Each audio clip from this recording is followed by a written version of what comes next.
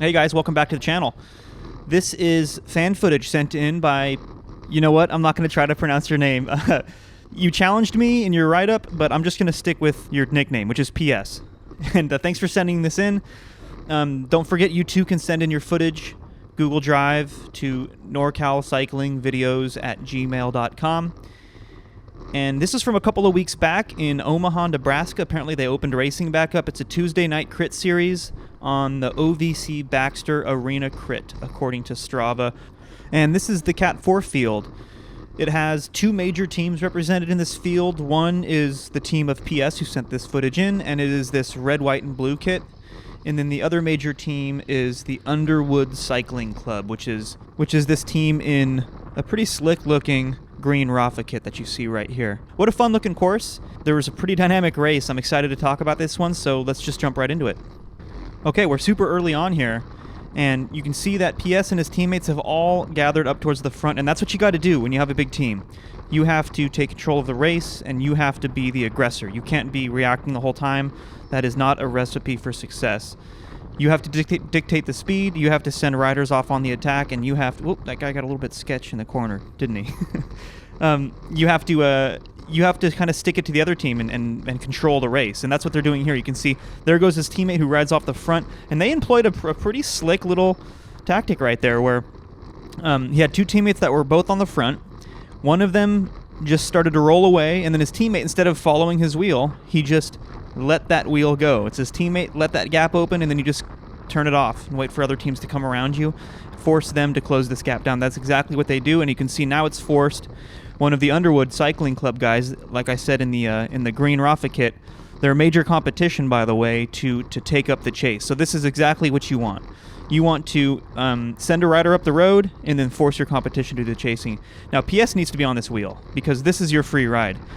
Whenever you see your teammate up the road and you see people chasing, you got to get on that because you know they're going to be desperately trying to chase that back. Hey, that's the winning move up the road. As far as you know, if the race were to end right then, that's the winning move up the road, so people are going to be desperate.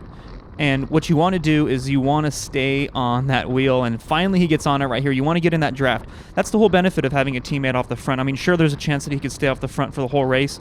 We're like 3 minutes into this race, so it's kind of unlikely. What you're really trying to do is just slowly chip away at your competition. Meanwhile, you are sitting in the draft. Draft accounts for like 30, 40, sometimes even 50% of an energy saving compared to the person who's on the front pushing through the wind. And that's what drives all of bike racing strategy, all of roads bike racing strategy. Pacing, I guess, is a very small portion of it, but without drafting, it may as well be a triathlon or something, or like a running race. Nobody wants to do that. So that's what the name of the game here is, and he's doing a little bit better through these corners. I think this is one criticism I had in watching this footage is PS has this big motor. You're going to find out. He comes from running, by the way. I forgot to mention. He's got a big motor, and he can be more efficient with how he uses his energy, and he can be better at cornering because what you see is he lets little gaps open up through some of these corners, and he's doing a decent job here. The pace is slowed a bit, but I think when he's really on the rivet and the speed really increases, that's when you really depend on your technical skills, and that's when he's kind of starts to drop the ball. But look at this beautifully timed counterattack he does. This is like, you know what? This looks like a P1-2 race. The way he timed that counterattack into this corner, right when his teammate was caught. That's so... Ooh, got a little sketchy on that last corner. But this is exactly what I was talking about. So his teammate was off the front, and PS was sitting in. And then his main competition, Underwood Cycling Club, was on the front chasing. And this is so demoralizing. Like, trust me, I've been there. Everyone has. Where you've done this big effort to chase somebody back, and then immediately, right when you finally make contact and the race is all back together, one of his teammates just launches this attack right past you. And then what do? I mean, maybe you don't have the legs to keep chasing. Maybe the person behind you is tired too. So this is how successful breakaways happen. So yeah, again, I just want to commend PS on the timing of this attack. And spoiler alert, it doesn't make it all the way to the end of the race. But it doesn't matter because, again, you're just chipping away at your competition. And that's the purpose of this attack. Sure, there's a chance it could go the whole distance, but his teammates, if they are racing smart, they're just sitting in right now, and they're getting a draft and forcing the other teams to do the chasing. Okay, we are a few kilometers later. You can see that PS has been brought back. He did a good job off the front, though, and he won a preem for his efforts, so good on him for that. And more importantly, he's given his teammates a rest. But this is a pretty important part of the race. And first of all, see how he takes this corner? Not very good. He didn't carry his speed through it, and this will really hurt you later on in the race. Granted, this is a technical criterion, but if you're closing small gaps like that all day, you're going to have a bad time. Your sprint is going to be gone. That late race attack, when you really need that last bit of fitness, is going to be gone because you're closing all these mini gaps through the corners. But I wanted to point out these two riders off the front. So PS has a teammate, and the Underwood Cycling Club has a guy off the front too. Underwood Cycling Club is still on the front chasing his own teammate. I am so confused. This is where I was giving these guys a bunch of praise, but this is where the Cat 4 breaks down. And then PS's teammate launches. Granted, it's a well-timed attack, but he's already has a teammate up the road. So this is just very weird. This isn't good strategy. Listen, guys, Cat 4 especially, don't chase your teammates. That's like rule number one. You just don't chase your teammates. And I know what you're thinking, like, hey, the race is getting away. But force other people to chase, because if you chase a teammate, your teammate's tired and you're tired, you've shot yourself in both feet. And then, the other team is going to win. They're going to do a big counterattack, and you're all tired because you just chased your teammate down. Your teammate's all tired because he was trying to get away from you chasing him. And it's just bad strategy. And now PS is just struggling a little bit through these corners. I think his bike handling skills really start suffering when the speed picks up, because that's when you really start leaning on your technical ability to handle your bike through these corners. And this looks like a tricky course to navigate. So he looks like he's a little cautious through these corners, and it's costing him. But now he's back on terms, and what he's got to do is catch his breath now and see how the race plays out. No more attacking. Let your teammate up the road, ride, and see how that shakes out, and maybe you can be part of the next one. And real quick, for you guys wondering, how do I stand a chance? If you're in this group, which is now a small selection of like 10 riders, if you're in this group and you're not part of one of the two big teams represented, how do you even stand a chance, right? Well, actually, the deck is kind of stacked in your favor, because think about it. If you put in a big attack and you get a gap, well, Underwood is going to look at PS's team. PS's team is going to look at Underwood, and nobody wants to pick up the chase effort because nobody really has an obligation to do so. So that's how solo breakaways win. Pit the two big teams against each other strategically, and it will pay off.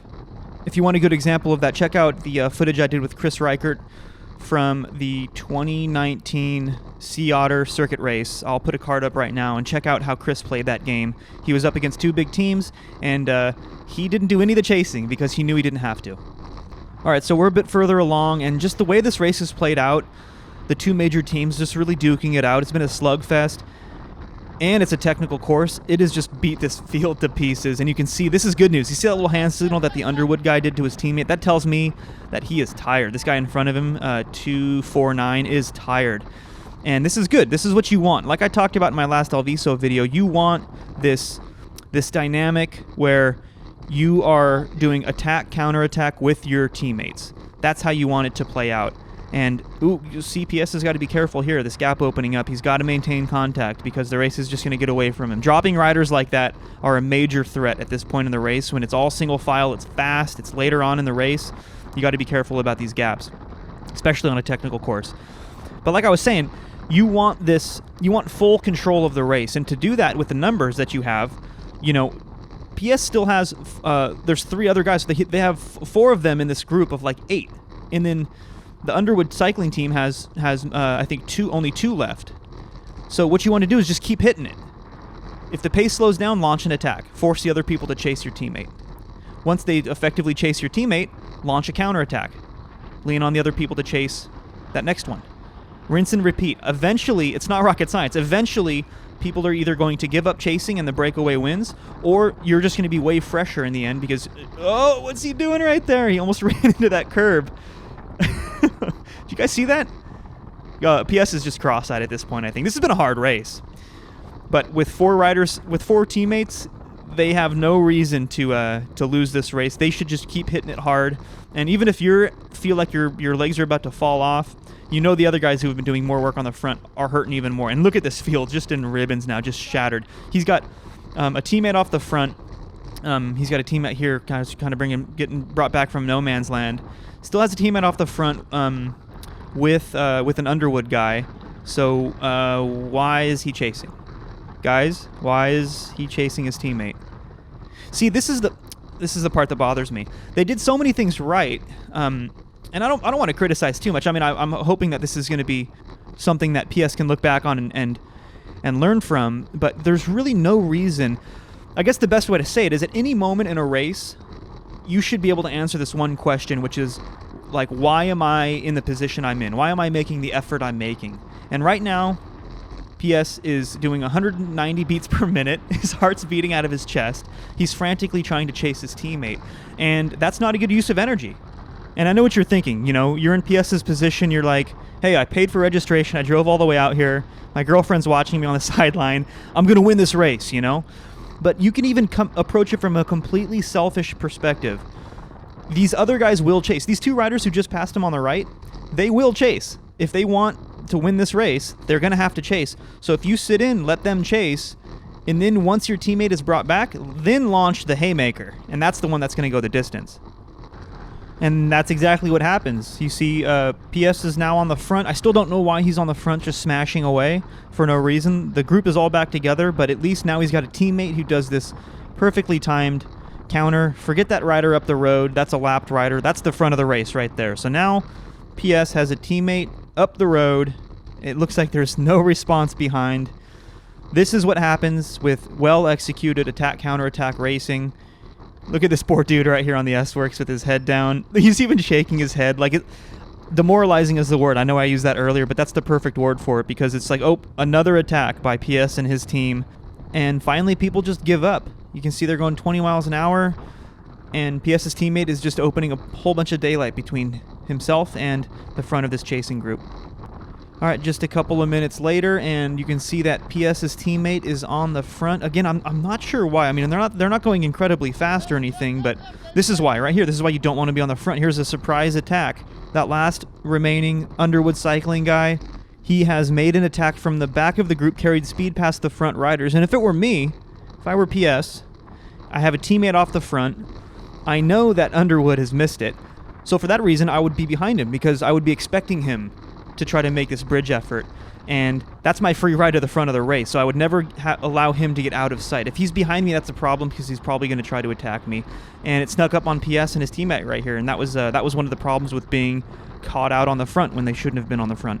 So that Underwood guy ended up bridging up to the front of the race. Unfortunately for PS, he missed the boat, but his teammate was in the draft of the Underwood guy. So just to recap, there are still 3 riders off the front from this perspective you're watching right now. 2 of the 3 are PS's teammates, and the third is from Underwood Cycling Club, who did all of the work to bridge across with PS's teammate in tow. So they have such a good position right here, and PS is just on the front smashing away. I'm not sure why he's doing that. That's going to be my one big criticism. I know I was pretty critical in this footage. PS asked me to be critical. I feel kind of guilty about it now. Sorry, PS. But hopefully this will make you better. And I do want to shine a light on all the good things that you and your teammates did, because you guys went 1st, 2nd, and 5th, which is amazing. That is such a good result that you should be proud of. There are a couple of things that you could do better. Overall, I am super impressed with the level of racing that you did with your teammates, and just overall, this group. If you didn't tell me that it was Cat 4, I would have told you that it was Cat 3 or better. The level of racing here is high, and I'm happy to see that. So with less than 100 meters to go, I guess I'll finish by saying this is the reason you don't want to sit on the front for too long. You're going to lead out your competition for the win. Here he goes, losing that 4th place spot. Now imagine if your teammates were up the road playing games. You ended up catching them inadvertently, and then this guy takes the win. That's the major threat. That's the reason why it's just never a good idea to chase teammates. So anyway, thanks for watching this one, guys, and I'll catch you the next one.